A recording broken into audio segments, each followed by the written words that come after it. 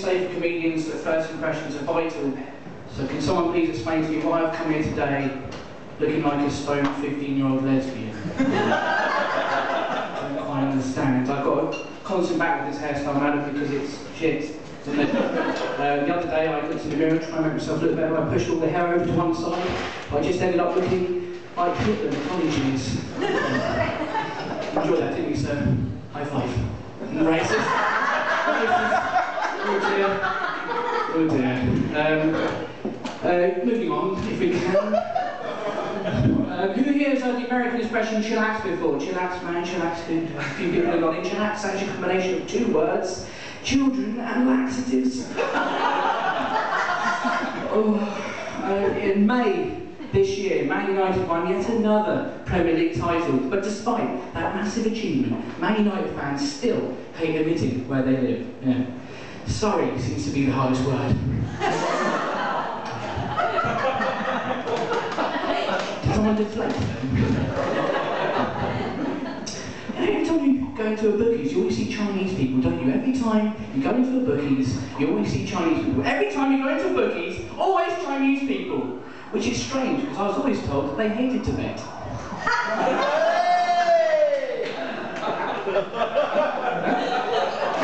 With some microphone stand action as well. What's that, sir? Why is my computer so big? Well, because it's Adele. Humongous. Huge. Doesn't really sing anymore. I get asked on a daily basis, Ben, who are your favourite royal couple? It's not Wills and Kate. Stupid. It's Charles and Camilla, right? Because I was told this is a gig in South London, I assumed most of the crowd would be foreign or undereducated children. So what I've done is, A, I've made a mistake, right? I hope. B, just in case I've asked those people in, here's a reminder of what Camilla looks like. She's one on the right there. Lovely set of teeth. Now, the reason why Charles and Camilla are my favourite royal couple is because, I hope there's no royalists here tonight, it's because they're a little bit brain dead.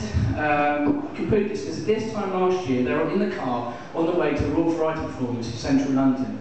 And it was a sunny day. Charles turned to Camilla and he said, "Oh, it's really nice weather today. Why don't we take a little detour with a bunch of angry student protesters?"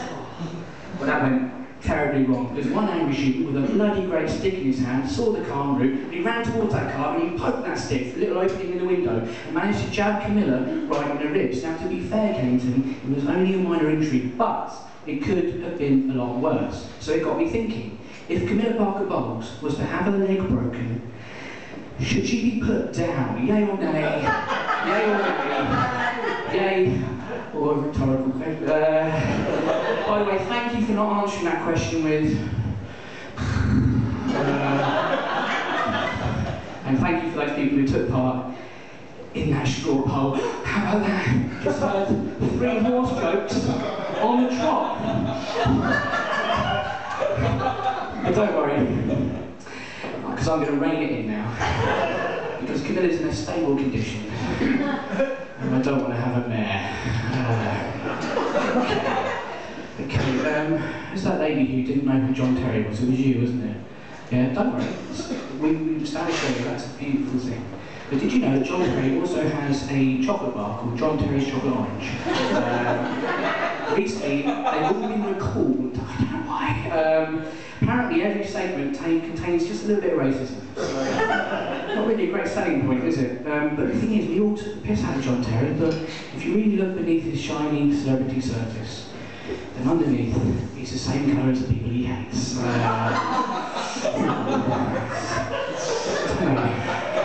want you to have this, but remember that every bite is a little bit bitter, and some of the views are hard to swallow. Okay, so there you go.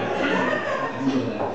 Now, here we are in Kennington. I did do my research. Here we are in Kennington, where dreams come true, providing you only dream of poverty. Wrong crowd. Okay. Did you know in the first movie, Matt Damon doesn't even know he's born for about half an hour. It's Pamela Picasso's wife I feel sorry for, because her blue period wasn't as well received, was it? No. You're cultured, you cunts! I know a very strict father who punished his very naughty son by forcing him to rap in a monotonous fashion over really boring music. He made an example of him. What's left? I watched, don't judge me for this, Kennington, but I watched the last episode of Celebrity Big Brother because the massive gypsy, Paddy Doherty, was odds-on favourite to win the show, and he did. I wanted to see what happened. All that happened was the jolly narrator, I won't do his voice, said at the end of the show, "Ladies and gentlemen, please welcome Paddy Doherty, the nation's favourite traveller." And I thought, have you forgotten about Michael Palin? Clearly I have. It's Broken Britain, isn't it? Nation's favourite traveller. Another type of Broken Britain is there are, really annoys me this, there are millions of people who not just watch, but enjoy Broken Britain's Got Talent and the X Factor, right? And they're there in their living room laughing at people just behaving like idiots, yeah? And then they complain about the sheer amount of advert breaks interrupting their fun on a commercial fucking channel, right?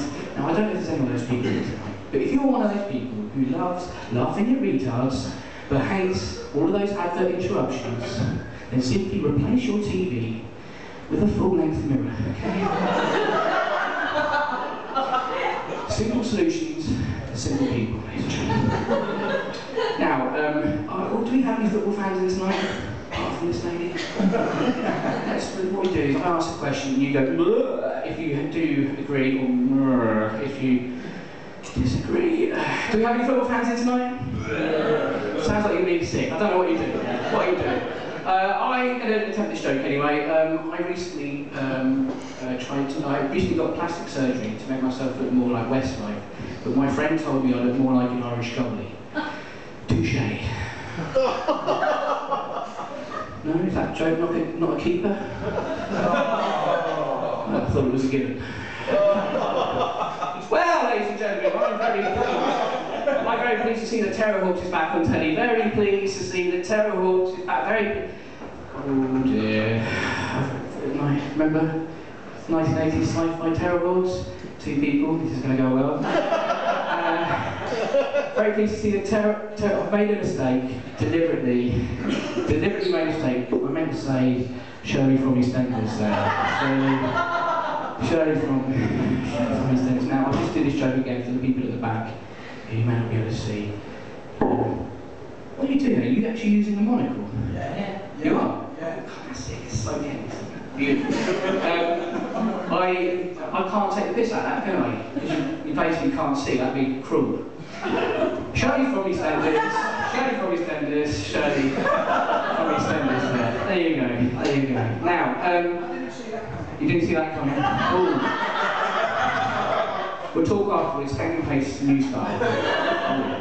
Now, I was going to invest in shares in Prolapse Medicine, but the bottom's fallen out of the market. I don't know if you can tell, but I don't do this for a living. If anything, it's like a sort of mediocre hobby which I do on a daily basis. I've actually got a day job, it's not very good. Shit. In fact, recently I had 6 months of my shitty day job when I slipped and fractured my pelvis in a service station. Yeah. It was a welcome break, to be fair. I don't know if anyone here has seen the Eddie Stobart haulage firm reality TV show on Channel 5. Oh god, it sounds good. But you've missed it. It's on in the sun on Channel 5. You know, the lorry drivers? If you didn't see it, did you see it? A few people? If you didn't see it, don't worry, you haven't missed out on anything, it's shit. Basically, to sum it up, it's cameras following drivers at work, and then the same cameras following the same drivers on a night out where they fail to articulate in front of women. And I don't know if you know this, Kennington, but on the front of every Eddie Stobart truck, on the bonnet, there's always a lady's name printed there, right? Yeah? Well, apparently that's there, right? That's there to remind the driver of the name of the very first prostitute he ever killed. It's a good company policy, my own shows they care.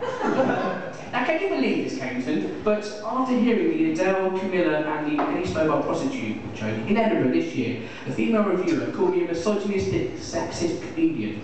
What is that fucking bitch on about? How can I be a misogynistic comedian Because surely that also makes me one of those self-hating lesbians and all of those. I'm actually a bloke.